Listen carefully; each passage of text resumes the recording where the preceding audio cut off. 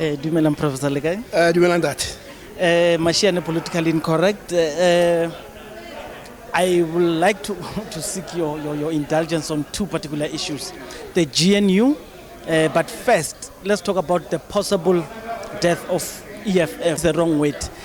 The split between Julius and Floyd might signal the end of EFF. Is that a fear wrongly placed? Well, I think it's too early to think that the EFF will die.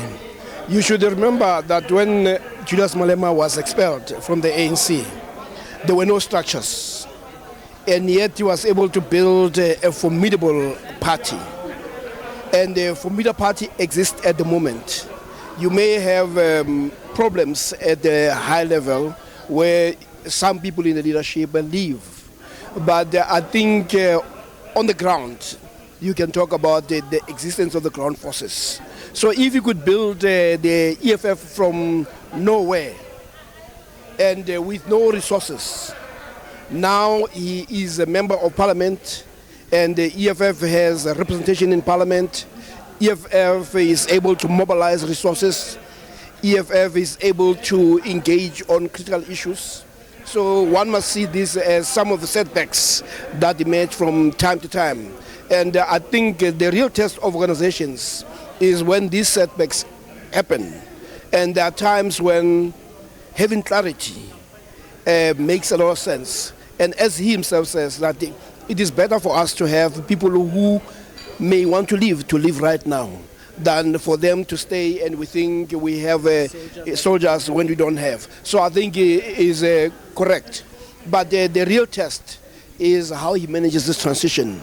It is about him looking at how does the EFF reinvent itself outside the leadership of the likes of Floyd.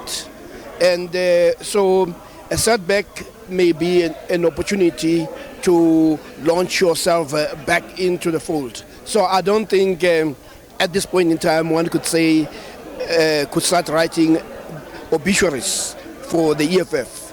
I think the young people are strong enough, and but what one should say is that it's a sad chapter when somebody like Floyd, when that friendship, that comradeship comes to an end in this fashion.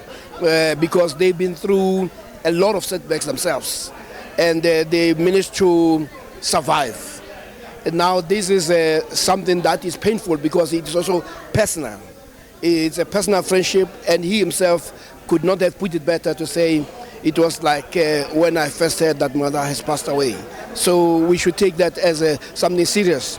But what I hope will happen, and which South Africans have failed, is that when we belong to different parties, there's a tendency that we totalize our disagreement to an extent that former friends become enemies. And we've seen it happen in the ANC. And what we've also seen, especially in the ANC, is where they also tend to insult their past leaders and even past comrades. And it's unfortunate because parties and organizations are simply organizational arrangement that we have to achieve certain objectives. And there are times when you have the same objectives, but you don't think the organizational form is the right one. It's you use an example of the PAC and the ANC and ASAPO, that they all looked for and they were striving for the liberation of black people. But they felt organizationally they differ in terms of which party can carry those aspirations. So the maturity that we require is to disagree without being disagreeable, to simply to understand that we are simply choosing different forms to pursue the same aspirations. So you spoke about personalities when egos are involved, and there's a danger of these personal friendships spilling over into the politics. People are happy and celebrating that at least we have not lost Floyd to the enemies of our struggle. He went to MK. But there's a danger now that people are taking each other personality that may affect the juice that was enjoyed by both MK and EFF. What is the danger of that bad relationship spilling into that caucus of? Well, look, this is a setback, and it will also affect members. There are also members of other members, and Malema also put it that there are people who are very loyal to Floyd, who have joined the EFF because of Floyd. In the same way that there are many people who have joined the EFF because of the personality of Malema. So you might find, and you will find, that some people will follow who they consider to be the leaders. And that should not come as a surprise. It's simply how people choose those who they feel much at ease with. But yes, I'm also happy that he is not lost to those who are calling for radical change. And one must understand why, when we talk about radical change, is because the last 30 years has not changed this country drastically. What we've had is black people in key positions, but in terms of the direction, we have seen the reproduction of apartheid imaginations. We've seen, I mean, if you consider black people who have, before 1994, who were in squatter camps, we have more black people in squatter camps. If you're talking about black people being unemployed under apartheid, the numbers have increased. So we can't have more of the same. So when the approach and the solution does not work, you need to radically change that. And we should not be shy to say this requires a radical change, because tinkering with the system will simply produce more of the same. And I don't think our people died for that.